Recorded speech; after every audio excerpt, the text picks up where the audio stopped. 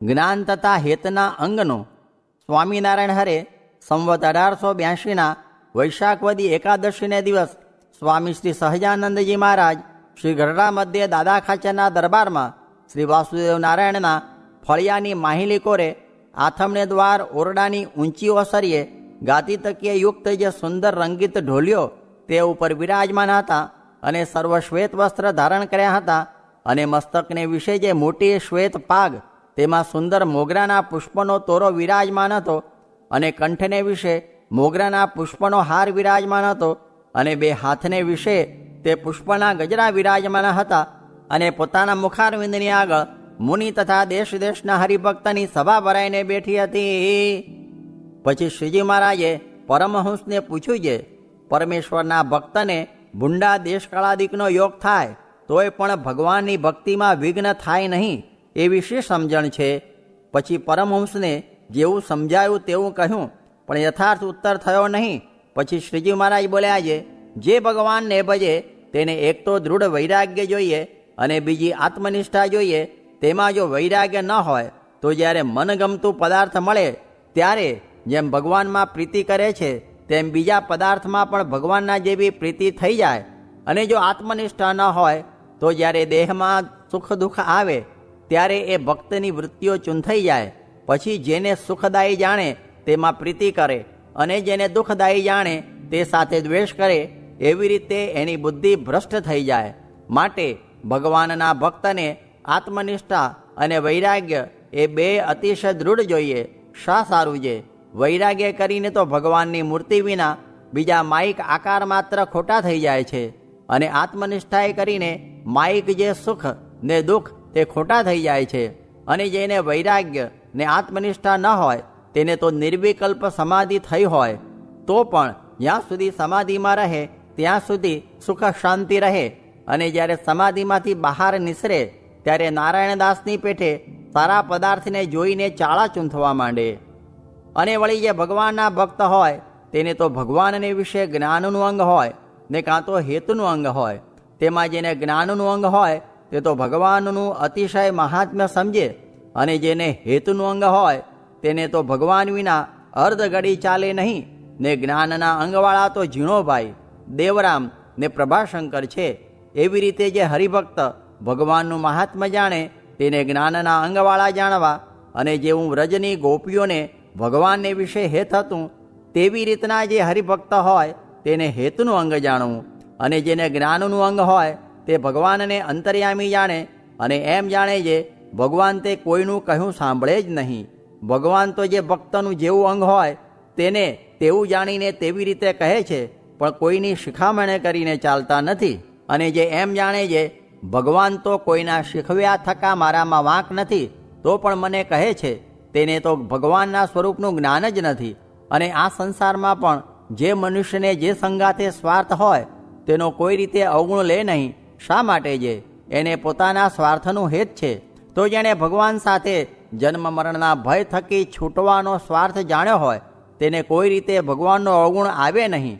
અને જે એમ જાણે છે ભગવાન તો કોઈકના ફેરવ્યા ફરી જાય છે એમ સમજીને જે ભગવાનનો અવગુણ લે તેને તો જ્ઞાનનું અંગ પણ નથી અને હેતુનું અંગ પણ નથી. એવી રીતે કહીને શ્રીજી મહારાજે મોટા મોટા પરમહંસને કહ્યું છે, તમે તમારું એ બેમાંથી જે અંગ હોય તે કહો. પછી સર્વે પરમહંસે કહ્યું છે, અમારે તો જ્ઞાનનું અંગ છે. પછી શ્રીજી મહારાજ બોલ્યા છે, જેને હેતુનું અંગ હોય તેને તો પોતાના જે પ્રિયતમ એને અર્થે જે ન કરવાનું હોય તે પણ થાય. કેમ છે? આ સંસારને વિશે જે ચોર હોય તેને પોતપોતાની સ્ત્રી ને છોકરા તેને વિશે હેત હોય છે. અને જ્યારે ચોરી કરવા જાય ત્યારે બીજા માણસને મારીને પોતાના ઘરના માણસને દ્રવ્ય આપે છે. અને એ ચોર ઘણો નિર્દય છે પણ પોતાના કુટુંબી ઉપર હેત છે તો તે સંગાથે નિર્દય નથી થતો. તેમ જેને ભગવાન કે ભગવાનના ભક્ત સંગાથે હેત હોય તેને ભગવાન કે ભગવાનના ભક્ત ઉપર ક્રોધ કે ઈર્ષા આવે જ નહીં અને અવગુણ પણ કોઈ રીતે આવે જ નહીં. એવું જેને હેત હોય તેને હેતુનું અંગ કહીએ. અને જેને જ્ઞાન કે હેત એ બેમાંથી એકેય અંગ નથી તેને ચાળા ચૂંથણો કહીએ. એટલી વાર્તા કહીને શ્રીજી મહારાજ પોતાના ઉતારામાં પધાર્યા. પછી તે જ દિવસ સાંજને સમયે દાદા ખાચરના દરબારમાં ઉગમણે દ્વાર ઓરડાની ઓસરીએ ગાદી તકિયા બિછાવેલ ઢોલિયા ઉપર વિરાજમાન થયા હતા અને સર્વ શ્વેત વસ્ત્ર ધારણ કર્યા હતા અને કંઠને વિશે મોગરાના પુષ્પનો હાર પહેર્યો હતો અને પોતાના મુખારવિંદની આગળ મુનિ તથા દેશ દેશના હરિભક્તની સભા ભરાઈને બેઠી હતી અને પોતાની આગળ સાધુ દુકળ સરોદા વજાવીને કીર્તન ગાતા હતા. તે કીર્તન ભક્તિ જ્યારે કરી રહ્યા ત્યારે શ્રીજી મહારાજે એમ આજ્ઞા કરી જે અમારી લખેલી જે શિક્ષાપત્રી તેનો પાઠ અમારા આશ્રિત ત્યાગી સાધુ તથા બ્રહ્મચારી તથા ગૃહસ્થ બાઈ ભાઈ સર્વે તેમણે નિત્ય કરવો અને જેને ભણતા ન આવડતું હોય તેને નિત્ય શ્રવણ કરવું અને જેને શ્રવણ કરવાનો યોગ ના આવે તેને નિત્ય શિક્ષાપત્રીની પૂજા કરવી. એવી રીતે અમે શિક્ષાપત્રીમાં જ લખ્યું છે. માટે એ ત્રણમાંથી જેને ફેર પડે તેને એક ઉપવાસ કરો એમ અમારી આજ્ઞા છે. એવી રીતની જે શ્રીજી મહારાજની આજ્ઞા તેને પાળવાનો નિયમ એ સર્વેએ ધાર્યો છે. હે મહારાજ, જેમ તમે કહો છો તેમ અમે સર્વે પાળશું. તેને સાંભળીને શ્રીજી મહારાજ અતિશય પ્રસન્ન થઈને સર્વે સાધુને અને સર્વે બ્રહ્મચારીને મળતા હવા અને સર્વે સત્સંગીના હૃદયને વિશે પોતાના ચરણારવિંદ આપતા હવા. એતિ વચનામૃતમ. એવી રીતે ગઢડા અંત્ય પ્રકરણનું પહેલું વચનામૃત જે તે થયું. મહાપ્રલયના અગ્નિમાં પણ વાસના બળી નહીં. તે વાસના તો કારણ શરીરરૂપ જે માયા તે છે. તેને ટાળવાનું કારણ તો એ છે જે એક તો ભગવાનની ઉપાસના ને બીજી આજ્ઞા. તે શિક્ષાપત્રીમાં કહ્યું છે જે નિજાત્માનમ બ્રહ્મરૂપમ એમ માનવું એ આજ્ઞા છે. તે વચનમાં મહારાજે સૌને એકાંતિક કરી મૂક્યા. સ્વામિનારાયણ હરે. સ્વામીએ વાત કરી જે આપણા દેહમાં જીવ ભેળો કોટાન કોટી સૂર્યનો પ્રકાશ છે, પણ તે હમણાં દેખાય તો કોઈની ગણતી ન રહે એમ મહિમા કયો. સ્વામિનારાયણ હરે. સ્વામીએ વાત કરી જે આપણા દેહના પૂર્વના હાડકાં આપણી આગળ પડ્યા હોય પણ તેની આપણને ખબર ન પડે. સ્વામિનારાયણ હરે. સ્વામીએ વાત કરી જે માન અપમાનમાં પોતાને અક્ષર માનવું જે આપણાથી કોઈ મોટો નથી, માટે કેની પાસે માન અપમાન માનવું. સ્વામિનારાયણ હરે. સ્વામીએ વાત કરી જે આત્મનિષ્ઠા જે હું દેહથી નોખો છું ને દેહની ક્રિયા મારે વિશે નથી, તથા ભગવાનનું મહાત્મ્ય તથા સંગ એ તણે કરીને વાસના નિર્મૂળ થાય છે. સ્વામિનારાયણ હરે. સ્વામીએ વાત કરી જે બ્રાહ્મણનો દીકરો બ્રાહ્મણ કહેવાય, વાણિયાનો દીકરો વાણિયો કહેવાય, તેમ આપણે પુરુષોત્તમની ઉપાસનાનો દેહ બંધાણો તે અક્ષરરૂપ થયા છીએ, માટે પોતાનું સ્વરૂપ અક્ષર માનવું. સ્વામિનારાયણ હરે. સ્વામીએ વાત કરી જે ઇન્દ્રિયો તથા મન સત્સંગી થાય એવી આશા રાખવી નહીં. તે તો થાય જ નહીં. તે તો સાત્વિક સેવ્યાથી પટો રમતા શીખવાડે તેથી જીતાય, તથા નિયમે કરીને પિંડીકરણપણું થાય એટલે ઇન્દ્રિયોનું બળ ચાલે નહીં. ને તેને જીત્યાના 3 ઉપાય છે.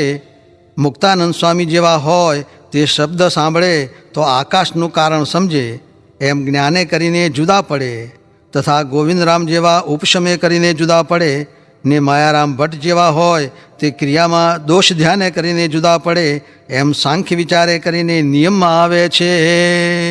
સ્વામિનારાયણ હરે. સ્વામીએ વાત કરી જે મહિમા સમજાય છે ને ફરી ભૂલી જવાય છે, માટે 100 વખત વાંચીને સમજે તો ફરી ભૂલાય નહીં. ને મહારાજ છતાં હેત બહુ હતું ને હમણાં જ્ઞાન અધિક છે ને ઘણા સંસ્કારી જીવ આવ્યા છે, માટે સાધુમાં હેત તરત થઈ જાય છે.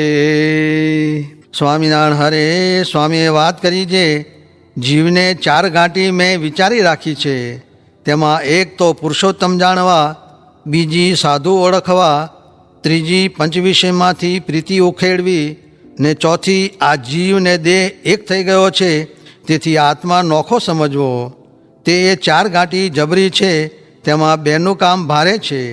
એક તો પંચવિષયમાંથી પ્રીતિ ઉખેડવી ને બીજી દેહથી જીવ નોખો જાણવો એ.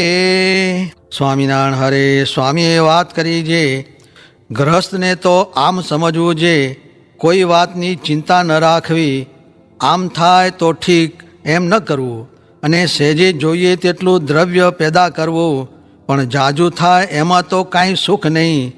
તે 4 જણ હતા. તે રોજ દ્રવ્ય થાઓ એમ રટણ કરે. ત્યારે આકાશવાણી થઈ જે, ભાઈ દ્રવ્ય મળશે તો ઘણું દુઃખ થશે. ત્યારે કહે, બ્રહ્માંડમાં જેટલું દુઃખ હોય એટલું અમને થાવ, પણ દ્રવ્ય મળો. ત્યારે કહે, ઠીક. પછી 4 મણ સોનું રસ્તામાંથી મળ્યું. તેમાં 2 જણ સંપ્યા. જે ઓલ્યા બેને મારી નાખીએ તો 2 મણ આવે. પછી ઓલ્યા બેને ગામમાં મોકલ્યા. તે કહે છે, તમે લાડવા કરીને લાવો તે જમીએ. પછી એમ ધાર્યું છે, એ બેને પાણી ભરવા વાવમાં મોકલીને પાણા નાખીને મારી નાખશું. ને જે લાડવા લેવા ગયા તે 2 જણ પણ સંપ્યા છે. ઓલ્યા બેને ઝેરના લાડવા ખવડાવીને મારી નાખીએ તો આપણે 2 મણ સોનું રહે. પછી ઝેરના લાડવા ચૂચવતા કરાવ્યા ને પોતા સારું સાધારણ કરાવ્યા. તે લઈને ગયા. એટલે ઓલ્યા કહે, વાવમાંથી પાણી ભરી લાવો પછી જમીએ. ત્યારે એ 2 જણા વાવમાં પાણી ભરવા ગયા.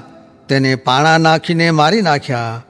પછી ઓલ્યા 2 જણ ખાવા બેઠા ને લાડવા તપાસે ત્યાં તો 2 જાતના દીઠા.